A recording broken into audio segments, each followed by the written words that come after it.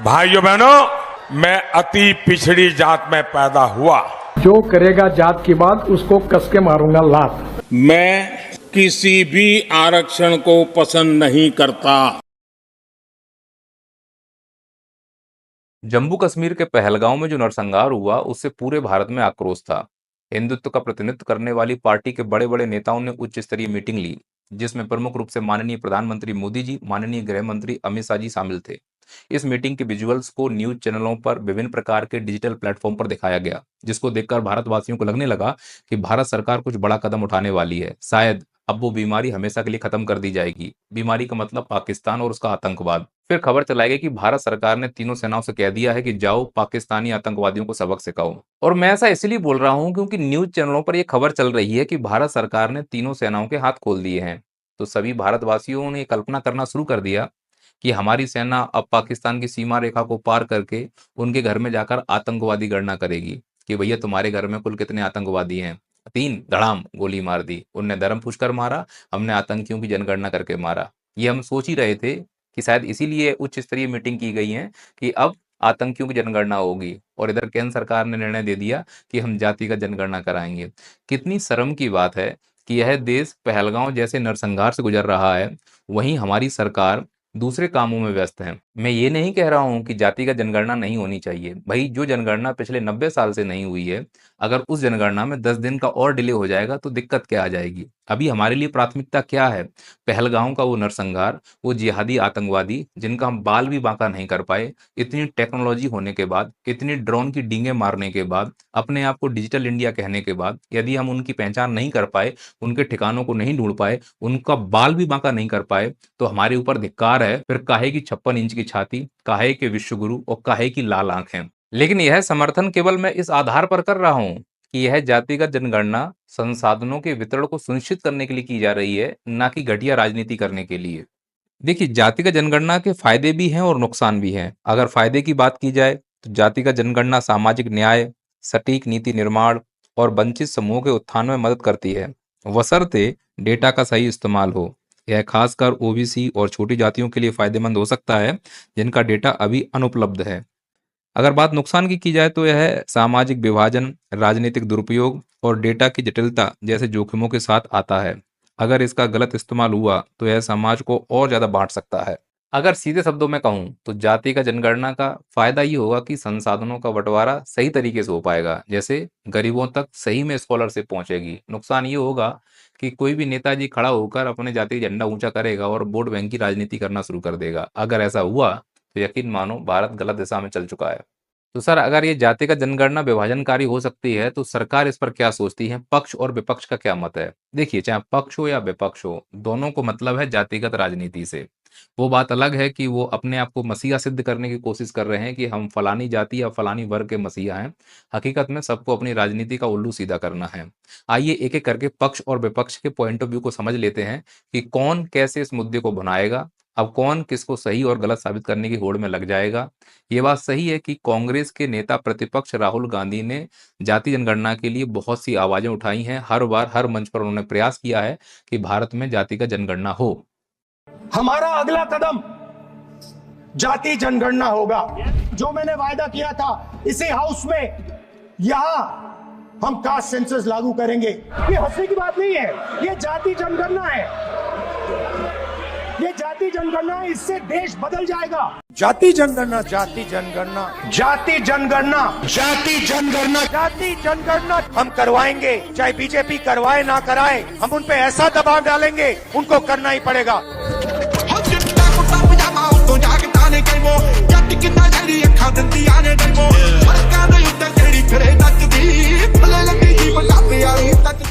लेकिन मोदी सरकार और उनके मंत्रियों के द्वारा निरंतर यह डिनाई किया गया है कि नहीं, जाति का जनगणना नहीं होगी। फिर जातीय आधार पर, क्षेत्र और भाषाई आधार पर बांटने की कोशिश चेष्टा कर रहे हैं। भारत को और सनातन धर्मावलंबियों को खास तौर पर इससे सावधान रहना होगा। क्या स्टैंड है आपका जातिगत जनगणना पे? मेरा वही स्टैंड है जो योगी जी ने कहा, साथ रहेंगे नेक रहेंगे, बटेंगे तो कटेंगे। नहीं होनी चाहिए। बिल्कुल भी नहीं। इतने बड़े मतभेद होने के बाद और खासकर कुछ साधु संत भी थे जो विभिन्न प्रकार के नारे लगा रहे थे जातियों को लेकर कि जात पात की करो विदाई, हम सब हिंदू भाई भाई। उनके सपने भी टूट गए, हिंदू राष्ट्र बनाने का भी सपना टूट गया है। तो निश्चित रूप से इस जाति का जनगणना से उनको बहुत बड़ा दुख हुआ होगा और वो बयानबाजी अब करेंगे। लेकिन ये बात भी सही है कि जहां पूरा भारत पहलगांव नरसंहार के शोक में डूबा हुआ है, वहीं वर्तमान सरकार ने अचानक जाति का जनगणना की घोषणा क्यों की? तो इस घोषणा से अभी यह समझ में आ रहा है कि यह जातिगत जनगणना की घोषणा सामाजिक उत्थान कम, राजनीतिक महत्वाकांक्षा ज्यादा है। ये बात सही है कि कांग्रेस में बैठे नेता प्रतिपक्ष राहुल पार्लियामेंट गांधी ने में हर मंच से यह आवाज उठाई है कि जातिगत जनगणना होनी चाहिए। हमने कहा था कि कास्ट सेंसस को हम करवा के छोड़ेंगे, और हमने ये भी कहा था कि 50% की जो कैप है, जो आर्टिफिशियल दीवार लगा रखी है, उसको भी हम तोड़ के हटाएंगे। और लेकिन यह बात भी सही है कि सत्ता पक्ष में बैठी बीजेपी पार्टी जातिगत जनगणना का हर एक मन से विरोध भी करती हुई आई है। हालांकि 2021 में जनसंख्या गणना होनी थी, इनसे तो वो नहीं हो पाई, जातिगत गणना की तो बात दूर ही सही। लेकिन इनके विभिन्न नेताओं के द्वारा विभिन्न मंचों से स्पष्ट रूप से कहा गया है कि जातिगत जनगणना नहीं होनी चाहिए। मैं एक दो नेताओं के आपको बयान सुनाता हूँ। उनको सबको मिलकर 50,000 लोगों में कह दिया, जो करेगा जात की बात उसको कस के मारूंगा लात। आप समझ रहे हो, जो पहले विरोध कर रहे थे जातिगत जनगणना का, अब वो पक्ष में आ गए हैं और जातिगत जनगणना कराने के लिए उन्होंने हामी भी भर दी है। अब समझ में नहीं आ रहा है कि सही क्या है गलत क्या है। आप इस चीज को समझिए कि किसकी मंशा क्या है। राहुल गांधी जी ने मन से खड़े होकर जो भी कॉन्सेप्ट दिए हैं वो बहुत क्लियर है। वो मानते हैं कि जाति का जनगणना भारत का एक्सरे है। जब तक एक्सरे नहीं करेंगे समझ में नहीं आएगी बीमारी कहाँ है। तो अगर मालूम चल जाए कि किस समुदाय का कितना प्रतिनिधित्व है तो संसाधनों का बंटवारा आसानी से हो सकता है। यहाँ संसाधनों के बंटवारा कहने का मतलब है आरक्षण को लेकर। आरक्षण भारत में बहुत बड़ा मुद्दा बनता जा रहा है और कई सारी सरकारी वैकेंसियों को लेट लतीफी में भी आरक्षण का ही जिम्मेदार है। मध्य प्रदेश में एमपीपीएससी जो हुआ था, उस एमपीपीएससी में जो एग्जाम अटका हुआ है वो इसी आरक्षण के विवाद को लेकर अटका हुआ है। खासकर ओबीसी वाला मुद्दा, यदि उनका प्रतिनिधित्व मालूम चल जाए तो आरक्षण देने में आसानी हो जाए, जैसे एसटी और एससी के लिए हो गया है। बस इसी के लिए जाति का जनगणनाएं कराई जा रही हैं। तो विपक्ष का पॉइंट ऑफ व्यू बहुत क्लियर है। यहाँ पे ये भी क्लियर कर दूं कि 2011 में जब कांग्रेस की सरकार थी तो उन्होंने जाति का जनगणना नहीं कराई थी, लेकिन उन्होंने जाति का जनगणना का सर्वेक्षण कराया था और उस सर्वेक्षण के पूरी तरह से आंकड़े बीजेपी सरकार ने सार्वजनिक नहीं किए, उन्होंने जाति के आंकड़े रोके थे। तो कुल मिलाकर बीजेपी सरकार अगर देखा जाए तो वर्तमान में अब वो अगर इसके समर्थन में आ रही है जाति का जनगणना के, तो उसका कोई राजनीतिक या चुनावी पहलू हो सकता है। हालांकि दोनों ही पार्टियों के लिए चुनावी पहलू हैं, कोई भी समाज का उत्थान नहीं चाहता। अगर ऐसा होता तो फिर कांग्रेस सरकार में भी इसका उत्थान हो चुका होता और जाति का जनगणनाएं हो चुकी होती।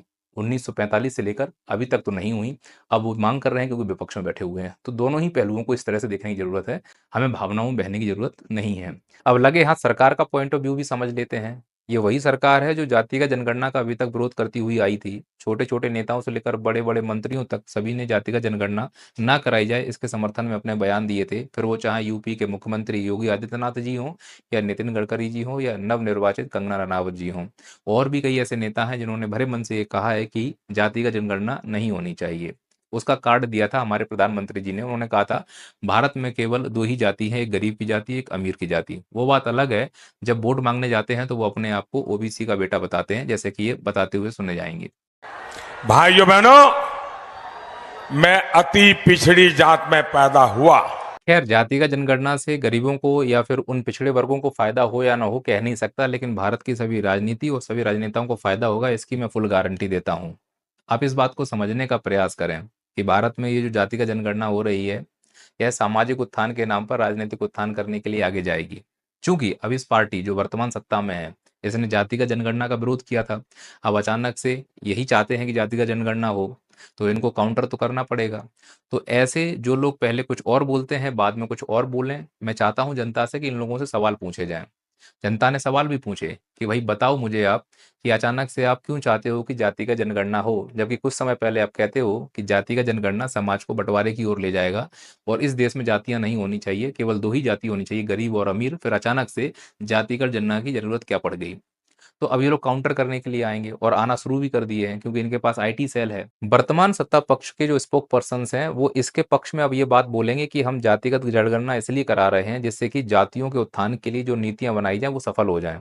मतलब आप ये कहना चाहते हैं कि 2014 से लेकर 2024 तक भारत ने जाति का जनगणना नहीं कराई, तो तुम्हें जातियों की जानकारी नहीं थी, इसीलिए तुमने अभी तक जो नीतियां बनाई वो फेल हो गई। जैसे मेक इन इंडिया फेल हो गया, डिजिटल इंडिया फेल हो गया, स्टार्टअप इंडिया फेल हो गया, नमामि गंगे फेल हो गया, अभी आपने स्मार्ट सिटी नामक कॉन्सेप्ट बंद कर दिया। शायद इसीलिए फेल हो रहे हैं क्योंकि तुम्हें नहीं मालूम था कि भारत में कितने समुदाय किस जाति का प्रतिनिधित्व कर रहे हैं, शायद इसीलिए आप जाति का जनगणना करा रहे हैं। तो इस प्रकार के जो बेतुके इनके अब बयान आ रहे हैं, इस निर्णय को पलटने के बाद इसे बोलते हैं यू टर्न ले लेना, कि पहले विरोध कर रहे थे, जब देखा कि हवा किसके खिलाफ है तो फिर खड़े होकर भाषणबाजी करने लगे और जनता इतनी मूर्ख है तुरंत इसके बहकावे में आ जाएगी। खैर, मैं कहता हूं कि अब बयान आ रहे हैं इस निर्णय को पलटने के बाद, इसे बोलते हैं यू टर्न ले लेना, कि पहले विरोध कर रहे थे, जब देखा कि हवा किसके खिलाफ है तो फिर खड़े होकर भाषणबाजी करने लगे और जनता इतनी मूर्ख है तुरंत इसके बहकावे में आ जाएगी। खैर, मैं कहता हूं कि चाहे ये पक्ष लाए या वो पक्ष लाए, जाति का जनगणना होने से निश्चित रूप से ओबीसी वर्ग को फायदा होगा और मैं चाहता हूं कि इस संसाधन वितरण में सभी का बराबर प्रतिनिधित्व हो, जिससे कि इस देश को आगे ले जाने में मदद मिले और किसी प्रकार का भी व्यवधान ना हो। पर व्यवधान उत्पन्न होगा क्योंकि इस देश में जाति की राजनीति कभी नहीं जाती। आप समझने का प्रयास करें, क्योंकि अब विपक्ष हमला करेगा कि ये मेरा क्रेडिट ये चुरा रहे हैं, जो कि ये चुराते हैं क्योंकि यह बहुत ही आपदा में अवसर ढूंढकर राजनीति करने वाली पार्टी है जो वर्तमान सत्ता में, इसमें कोई दो राय नहीं है। लेकिन विपक्ष में बैठे वो भी कम नाकारा नहीं है।